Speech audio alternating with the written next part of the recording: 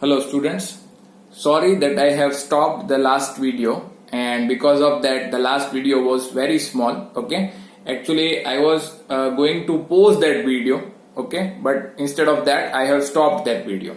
So let's learn the process of spermatogenesis. Okay, we are going to start with a new topic, that is process of spermatogenesis.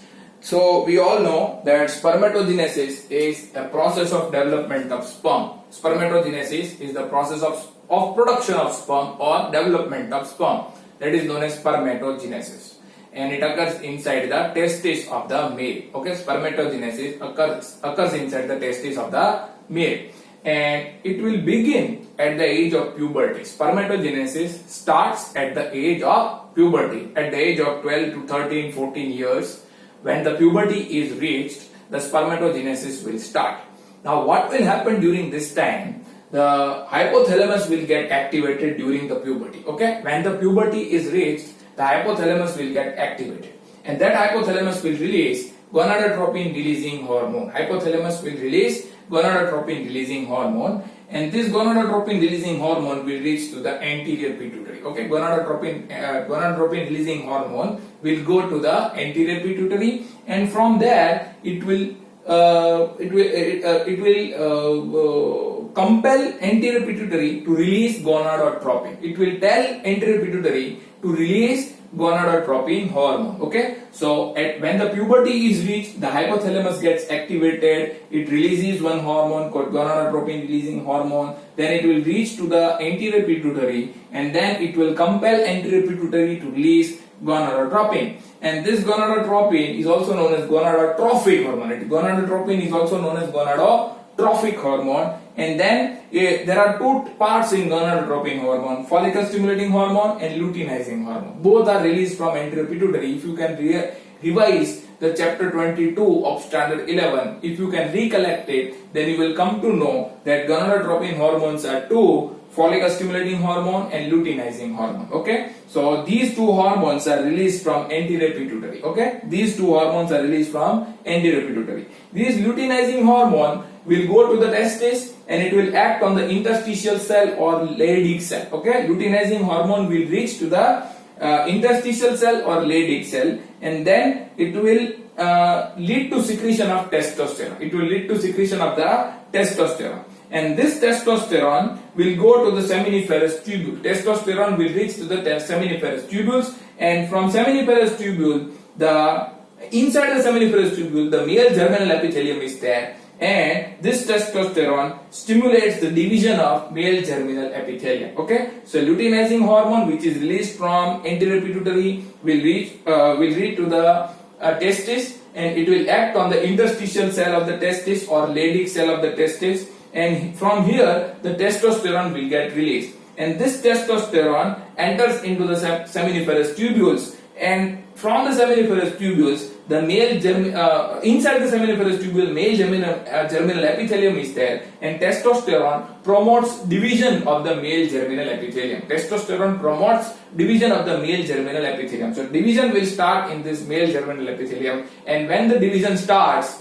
the process of spermatogenesis begins. Okay, when the division starts, the process of spermatogenesis begins at the age of puberty. Okay, then this follicle stimulating hormone will act on the Sertoli cell which are present inside the seminiferous tubule. Okay, so a follicle stimulating hormone will act on the Sertoli cell which are located inside the seminiferous tubule, and it will lead to these Sertoli cells will provide nourishment to the developing sperms. These Sertoli cells will provide nourishment to the developing sperms. Okay, so this is the function of follicle stimulating hormone, and this is the function of the luteinizing hormone. Now let's learn about this figure, and in this figure I have drawn the cross section of the seminiferous tubule. Okay, I have drawn cross section of the seminiferous tubule. This is the lumen of seminiferous tubule is there, and this is the inside part of the seminiferous tubule or stroma of the seminiferous tubule is there. Okay, this is lumen and this is its stroma, and here interstitial tissue is present. Outside of the tubule, outside of the tissue, interstitial tissue is there. Okay,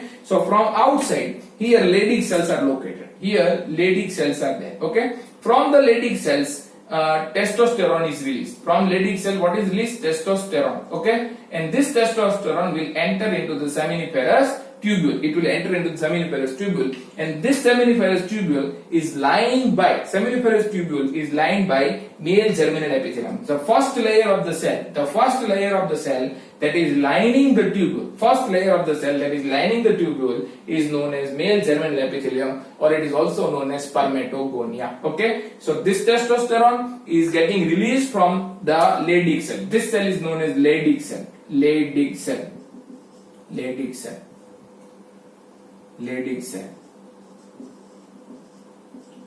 And from the Leydig cell, testosterone is being released. Okay, so testosterone is coming out from the Leydig cell and it is entering into the seminiferous tubule.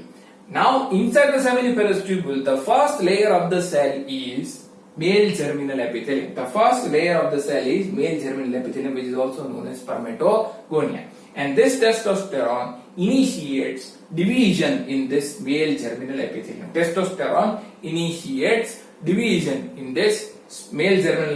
Or spermatogonia. Okay, so when they divide for the first time, when the spermatogonia divide for the first time, they will divide by mitosis. Okay, so when the first layer of the cell divide under the action of testosterone, it divides by process of mitosis, and then it will give rise to primary spermatocyte. So primary spermatocyte is produced from which cells? It is produced from male germinal epithelium or from spermatogonia. Primary spermatocytes are produced from spermatogonia or from male germinal epithelium by mitosis. Okay, so this layer of the cell is produced from this layer of the cell by which process? By the process of mitosis. This layer of the cell which is produced from this layer of the cell, it is produced by the process of mitosis. By which process? By mitosis. So primary spermatocytes, these are known as primary spermatocytes. Okay, now these primary spermatocytes are having 46 chromosomes. These are now having 46 chromosomes. Male germinal epithelium, they are also having 46 number of chromosomes. So they are diploid in nature. Okay, male germinal epithelium or spermatogonia are having 46 chromosomes. They are diploid, and primary spermatocytes are also diploid in nature. Okay, then these primary spermatocytes, this layer of the cell, will enter into the first round of meiosis. They will complete their first round of meiosis, and then they will produce this third layer of the cell, which is known as secondary spermatocyte. So after the meiosis 1, from primary spermatocyte, what will be produced? From primary spermatocyte, after the first round of meiosis, secondary spermatocytes are produced. Okay, from primary spermatocytes, after first round of meiosis, what is produced from primary spermatocytes? Secondary spermatocytes are produced. So this layer of the cell is known as secondary spermatocyte. This is known as secondary spermatocyte, and it is produced from primary spermatocyte by which process? By meiosis 1. Okay, now the secondary spermatocytes will complete their second round of meiosis. Secondary spermatocyte will complete their second round of meiosis, which is known as meiosis 2, and then they will produce spermatids. They will produce what? Spermatids. So spermatids are produced by second round of meiosis. They are produced by second round of meiosis from secondary spermatocytes. Okay, spermatids are produced from secondary spermatocytes by second round of meiosis. Okay, so these spermatids, see, primary spermatocyte is diploid in nature. But secondary spermatocyte will be haploid in nature, because meiosis 1 is known as reductional division. So secondary spermatocyte will have half number of chromosomes. And then this secondary spermatocyte will produce spermatids. Secondary spermatocytes will produce these cells. These cells are known as spermatids, and spermatids are also haploid in nature. Because the second round of meiosis is equational division. Okay, second round of meiosis is known as equational division. Okay, so first round of meiosis is reductional division. So secondary spermatocyte will have half number of chromosomes as compared to primary spermatocyte.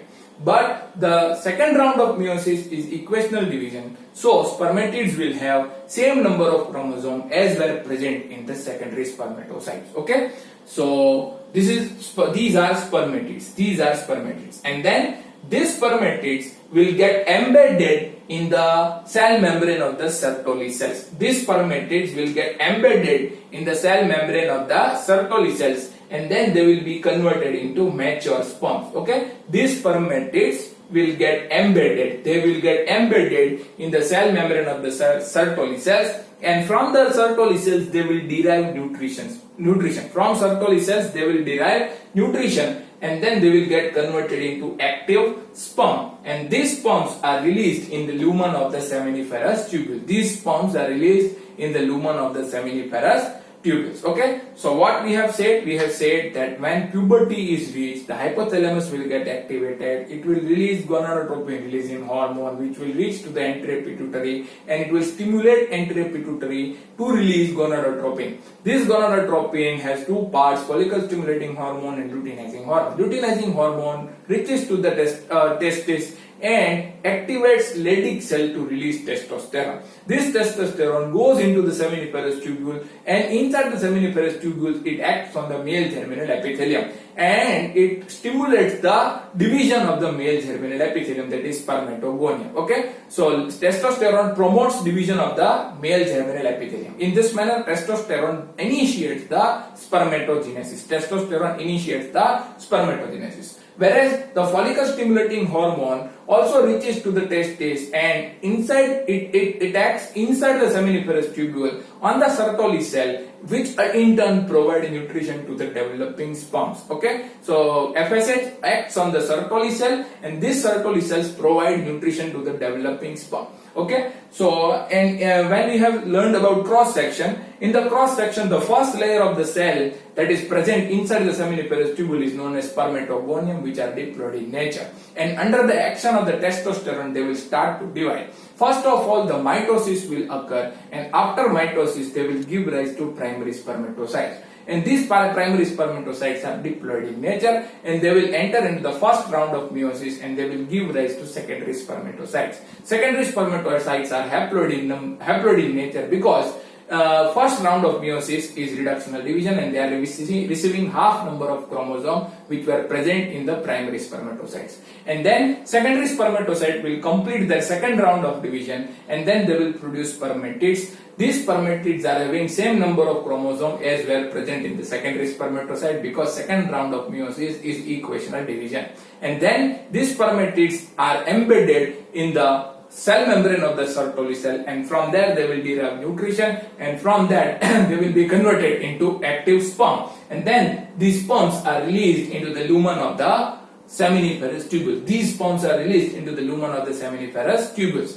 And this process of releasing of sperm into the lumen of the seminiferous tubule, this process of releasing the sperm into the lumen of the seminiferous tubule, or we can say from seminiferous tubule, is known as spermiation. It is known as spermiation. Okay, after their synthesis, the sperms are released from seminiferous tubule. After the synthesis, the sperms are released from their seminiferous tubule, and this process is known as spermiation. Okay, so we have learned only half of the spermatogenesis today. Okay, the half spermatogenesis is still remaining, that we will cover in the next video, but for today I am keeping up to this only. Okay, so you please learn up to this part well. Okay, learn this diagram well, read up to spermiation,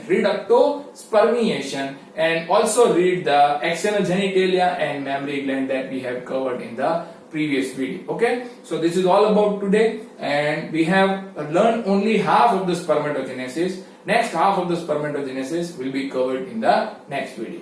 Okay, we will meet again. Till then, bye bye.